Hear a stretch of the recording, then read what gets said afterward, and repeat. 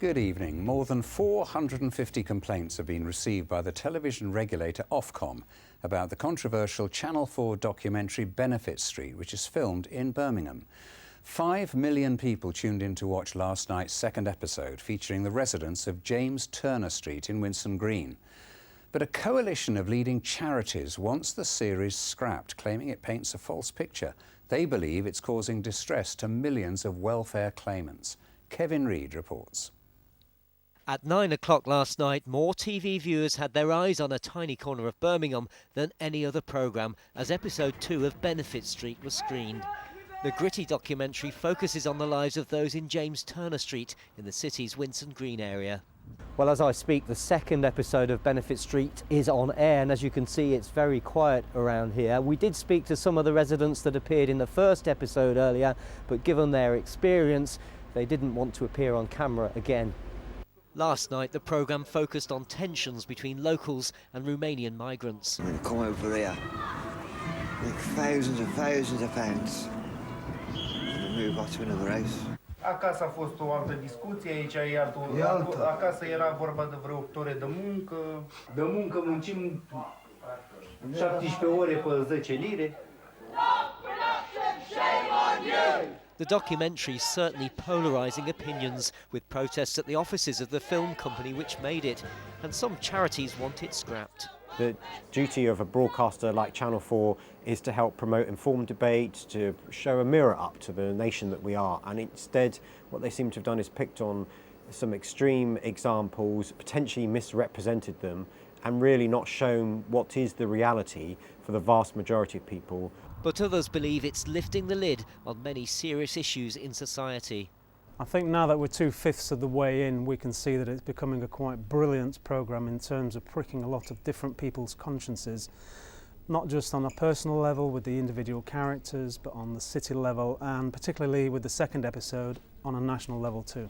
Meanwhile, back at James Turner Street, and sightseers had come to observe what all the fuss is about. We were thinking something like, things on the road, kids running around, and like horrible, like in a horrible scene. It was completely different. To me, it looks like quite a reasonable road. It was my original idea to make him come into this area, because I'm actually from Handsworth Wood myself and he's from Warsaw, just to show him that the whole areas are interlinked, and just because you're from a road that probably doesn't look as attractive as the houses on Sutton Coldfield doesn't mean you can't grow. Sugar. But at least one character from the series is smiling. Smoggy appeared last week as an entrepreneurial so-called 50p man. He's now been given 3 job offers. Somebody was offering me a job to sell food, somebody was offering me a job to lay foundations for buildings, and another man with a weird kind of job. I don't even know what the name of it is, but if nothing else happens, I'll go and see what he's saying. Just over a fortnight ago, few knew of James Turner Street. Now life there is fast becoming the talk of not just the town, but the nation. Kevin Reid, BBC Midlands Today, Birmingham.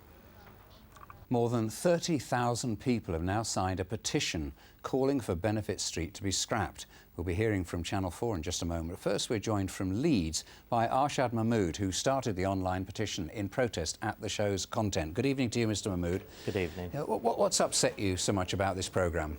What's upset me is the programme's just found a tiny minority of people living in James Turner Street, and the backlash of that has caused everybody to paint a picture that that's how the majority of benefit claimants live. Isn't it helpful, perhaps, and informative for people to see how difficult life can be for some people?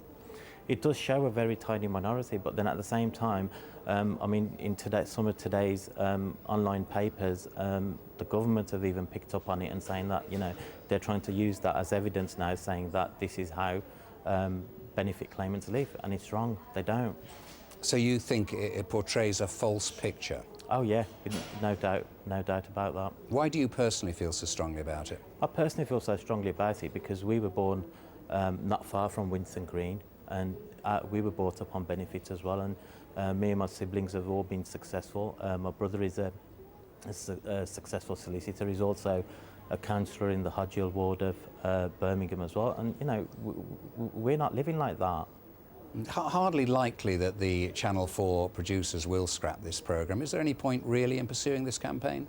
There is, because at the moment the whole nation seems to have painted a picture that all benefit claimants seem to be. This is the lifestyle they live. And earlier on today, Ian Duncan Smith even made the same comment that this is how people on benefits live, and try to justify their welfare cuts. Mr. Mahmood, thanks for talking to us. Okay, no problem. Thank you. Well, earlier I spoke to the head of Factual at Channel 4, Ralph Lee, in our London studio. Had he considered scrapping the show? I don't think there are any serious grounds to call for the programme to be pulled, and I think people should be very careful before they call for censorship of documentaries. And in fact, the leaders of the campaign to remove the documentary have said themselves that what inspired that campaign wasn't the programme itself, it was some of the reaction to the programme on Twitter and on Facebook and other social media. So I'd really encourage people to judge the programme itself and not the reaction. Yeah, actually, I mean, people on benefits do feel they've been unfairly branded, don't they? I mean, why did you actually call it Benefit Street? We were very clear from the outset that what we were trying to do was not do a broad picture of the benefits or welfare system, but examine a part of Britain where dependency on benefits is a very high concentration. And James Turner Street in Birmingham has a lot of people who depend on benefits to live.